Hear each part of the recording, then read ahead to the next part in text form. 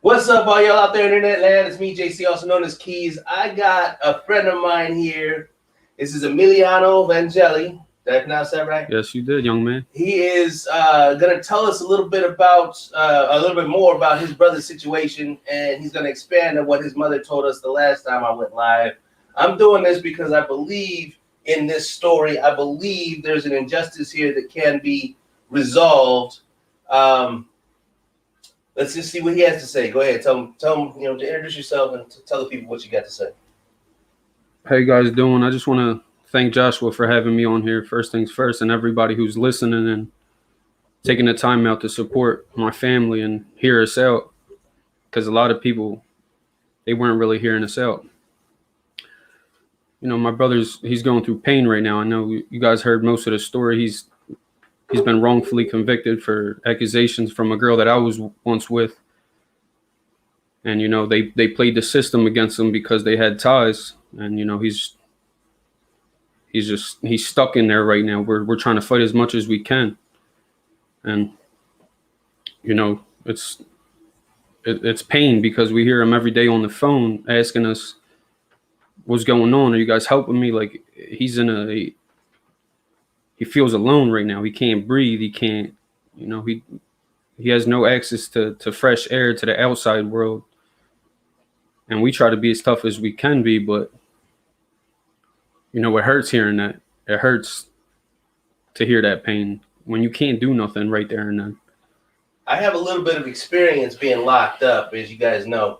Right. I'm going to ask a straightforward question that I guarantee nobody that's watching is going to think to ask unless they've actually been incarcerated. What do you think Andy's experience is like as compared to the normal prisoner, given this COVID-19 situation and the fact that he's pretty much on solitary 24/7? I know exactly what he's feeling because he's in there for something he didn't do. It's a difference if, you know, they say do the crime, you do the time. But if you didn't do anything and you're sitting in there, you know, 23 hours a day and just you're imprisoned for something you didn't do, it's definitely tougher than on the other inmates because, you know, it is what it is. Like the people that are sitting in jails right now that didn't commit a crime, but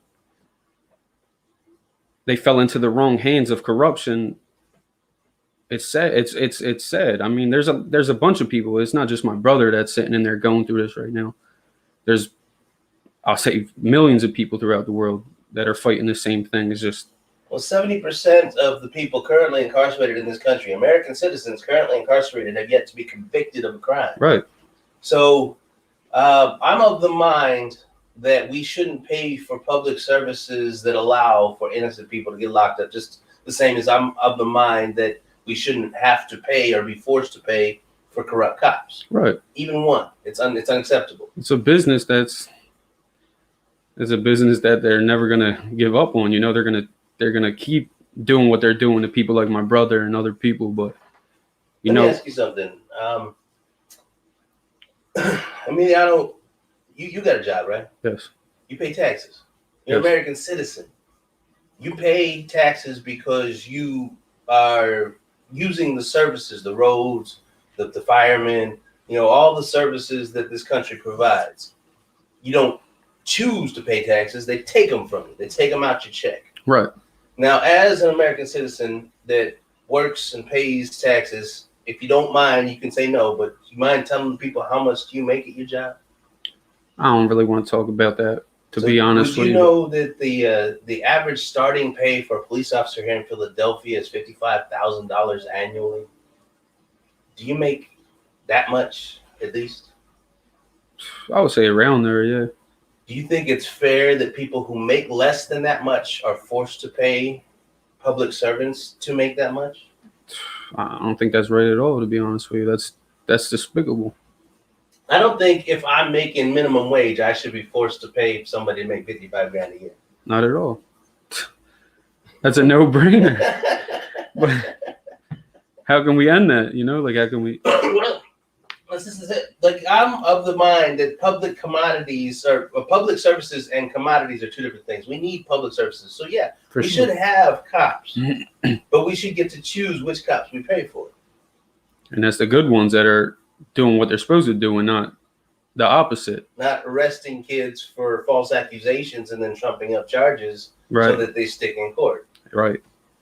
That's a crime, people. That is a crime. It's illegal to manufacture charges. That's what happened to your brother. I mean, they manufactured charges. Of course, but you know, he was on the wrong side. You know, he was in the hands of people that have power, and that's why he's asking for his case to be thrown out right now, because the judge was obviously recused due to conflict of interest, and he's sitting in there right now this whole time, going on 4 years. His minimum was 2 to 5. He had 2 to 5.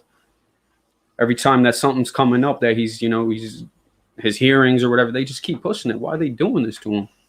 Because they don't care. They don't care. I know they don't care. That's for sure. But like, enough's enough, you know, like this girl's family, you know, I know, like, we've been on another podcast and they're writing on the comments like, oh, he's crazy. He's this. He's not. He's not. He's not. And of course, if they see this and the people that are against us see this, they're going to say these people are reaching out and, you know, trying to do the most to lie on us, because that's what they're playing, you know. They're never gonna admit. I want to say something that breaks my heart every day, to be honest with you. My brother's always asking me, like, you got to get a video of them telling the truth. And I had to lie to him. Man. I got to lie to him and tell him, like, I'm going to do that for you. You're going to get out. We give him false hope every day. And it breaks my heart because it's tough. This is one of the toughest things we've ever been through as a family. I can't think of anything worse, especially knowing that he didn't do anything. You know, any son or any family member would say this, but how can a woman like my mother, you know, we came here from nothing. Like, she's fighting like no one I've ever seen fight before. You know, I'm not praising her because she's my mom. I will always praise her, but you know, when mom feels what a son feels, like they got that bond. That's a true bond, especially my mother and Andy, because he's a first son, whatever. But she knows deep down that he never committed any crime, and that's why she's fighting like this. She does stuff that like no human would do. She would take the train to Andy while he was in the yard just to see him, because there wasn't any contact visits. And she's taking a train to Washington or to Trump rallies, trying to reach out and just be heard. Like, who would fight that much knowing that someone did something wrong? You know, like it's now, crazy. You people know, hey Mato, how you doing? Yes, they are making money off his brother. You're absolutely right. Yeah, of course. You people know that I am all about stopping injustice in this country. I'm all about suffering for my cause. The difference between me and Andy is Andy didn't choose this cause. This cause was forced upon him. And what we're trying to do, the reason that I asked Emiliano to come on this broadcast with me today was because I'm a small-time independent journalist broadcaster. I sell videos to local news. I sell videos to people here and there. I even sell videos on my website so people can log in and see what's going on with the movement.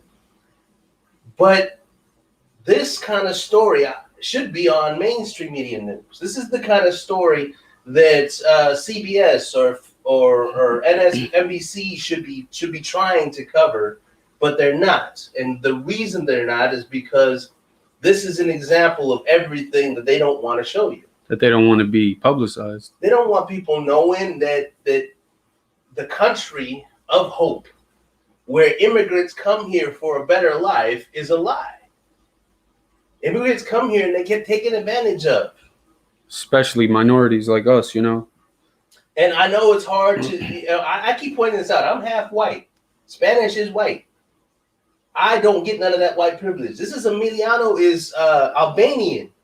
Technically can't get any whiter than that. He don't get no white male privilege. Where is his white male privilege? Where is Andy's white male privilege? Where is his OJ justice?